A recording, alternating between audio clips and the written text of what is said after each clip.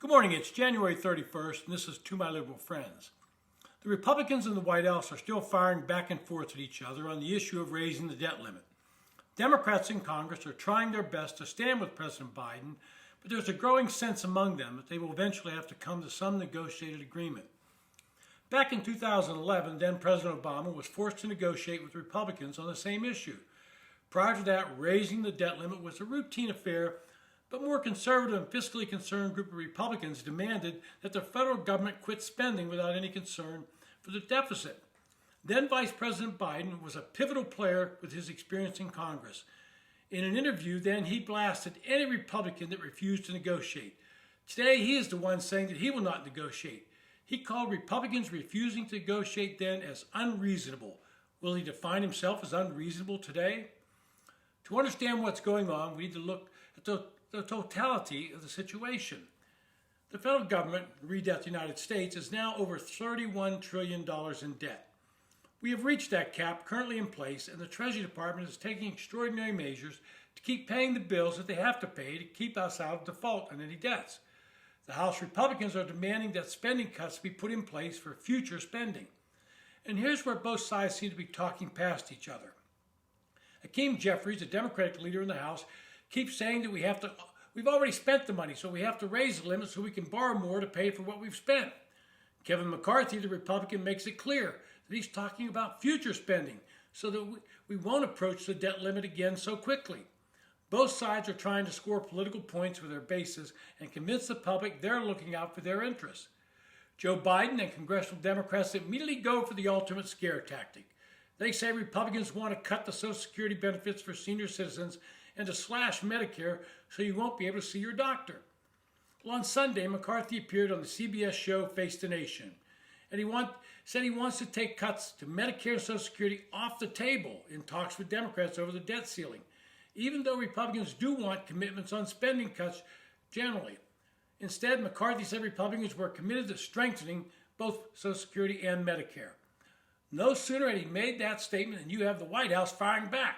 And I quote them, "For years, congressional Republicans have advocated for slashing earned benefits using Washington code words like strengthen, when their policies would privatize Medicare and Social Security, raise the retirement age, or cut benefits." End quote. And that was from White House spokesman Andy Bates. He said further, House Republicans refuse to raise revenue from the wealthy, but insist they will strengthen earned benefit programs. End quote. McCarthy came back again with a clear and concise statement that he was adamant that Social Security and Medicare would be off the table in any negotiation over the debt limit. So that puts us at a stalemate. Somebody will have to blink eventually. Republicans have already prepared a backup plan. They put together a proposal for a short-term extension of the debt limit that would carry the federal government through the end of the fiscal year, which ends on September 30. If you read that carefully, it cuts to pieces Hakeem Jeffries and other Democratic position that Republicans don't want to pay for what's already been spent. What they want is a commitment to cut future spending, which, if you know anything about the Democratic policies and platforms, they're unwilling to do. The latest comeback from Democrats like Chuck Schumer and others is a demand that Republicans show them where they want to make cuts in spending. Now, he's adopted this tactic as a political and public relations one. He knows that every spending program in the government has a constituency that benefits from that government largesse. He then goes into a rant about Republicans playing with disaster if they allow the government to default on debts and how it would plunge the country into a spiraling recession. And all that brings us right back to where we started. The national debt is off the charts, and as I mentioned last week, the interest on the debt this year, according to the Congressional Budget Office, will be $400 billion. And if we don't make some drastic changes, that interest on the debt could reach $1.2 trillion by the end of the decade. That's just the interest that we have to pay. No goods and services. And if Schumer wants to look at a number that will spiral us into recession, that number should be right in front of him. This week, Speaker McCarthy and President Joe Biden are scheduled to meet. The White House staff keeps saying that the debt limit is not a topic they will discuss, but if you believe that, then I have a bridge to sell you. If the president refuses to discuss the debt limit, then that's a major form of dereliction of duty. It is the major budget issue facing us right now, and it should be discussed, and some form of negotiation should be laid out. That negotiation should include an ironclad promise to reduce overall spending in the future and a commitment from McCarthy to raise the debt limit. Finally, I want to touch on some inside baseball. In the negotiations to get the required number of votes to be Speaker of the House, a concession that was made by Kevin McCarthy, he agreed to put 3 conservatives that had been opposing him on the House Rules Committee. This committee is the ultimate inside baseball committee. Every piece of legislation that comes to the floor has to go through the Rules Committee. And then they pass a rule on how that legislation will be considered on the floor of the House. In the past, Nancy Pelosi has adopted pretty much a closed rule where no amendments can be offered and the legislation will be wide-ranging.